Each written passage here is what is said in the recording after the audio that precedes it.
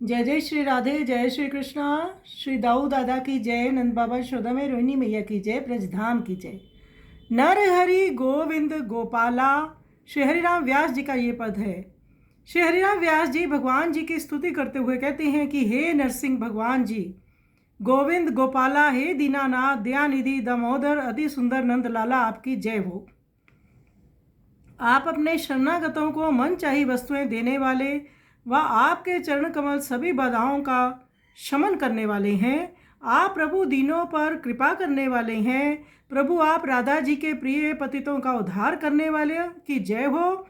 अग वक वकी वस धेनुका व कंस के लिए काल रूप साधु संतों के हितकारी पालन करने वाले, दुष्टों का संहार करने वाले प्रभु आपकी जय हो।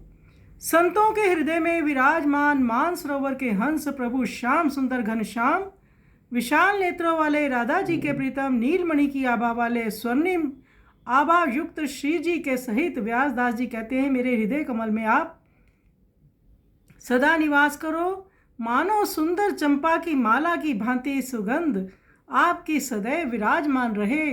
आप मेरे हृदय में वास करो।